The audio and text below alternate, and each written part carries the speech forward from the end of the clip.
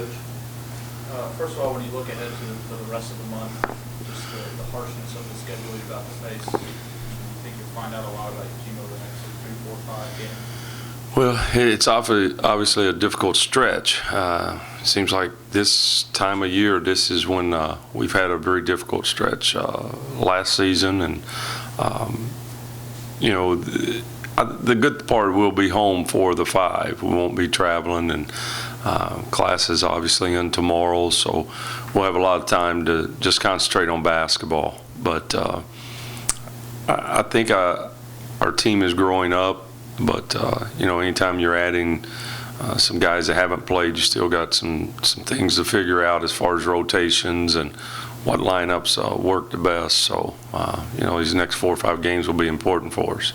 How have Chris and Trent's been holding back a little bit? Are they pretty excited? They've been good, but I think they've been excited for a year, and anytime you play that first game in a year, it's not always as easy as you think it may be. So there'll be some jitters, and I'm sure they'll get better each time they step on the floor. But we're excited that we'll have them here very soon.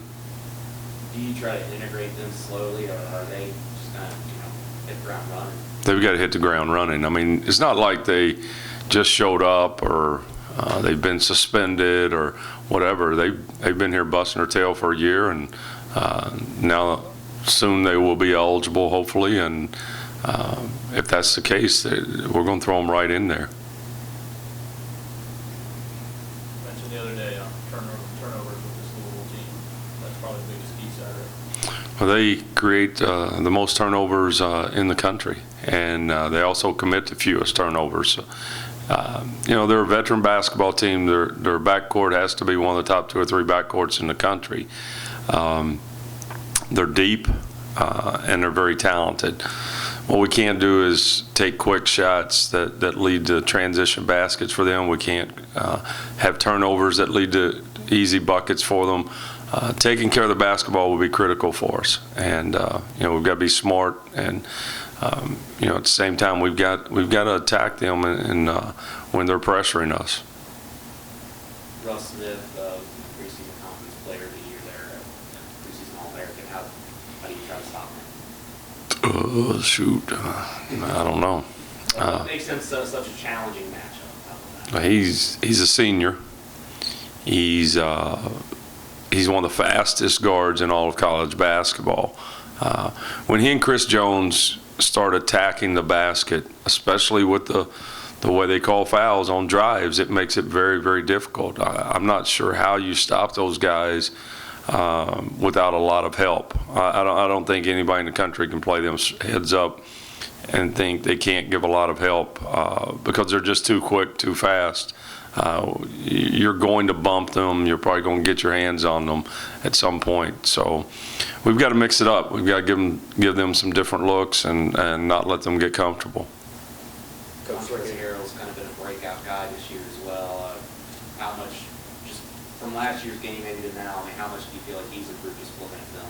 Well, I think he's probably, if he comes out at the end of the year, he'll be a first-round draft pick. I saw him when he played at Hargrave Military Academy. I thought that time he was committed to Virginia Tech, and I thought he was the best player on the floor the day I watched him, and knew he had a chance to be very, very good.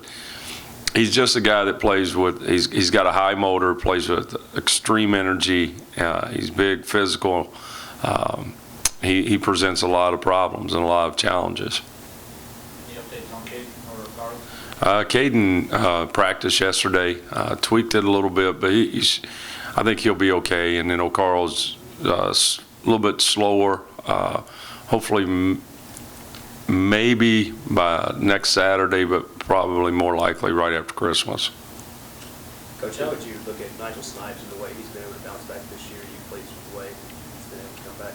He's done okay. I mean, I don't know what his numbers are. They're not eye-popping by any means, but he's got to continue to work. The biggest thing with him is going to be on the defensive end. The thing we need out of him is defense and a high motor, high energy, and if he can do that, he'll find his way on the floor some.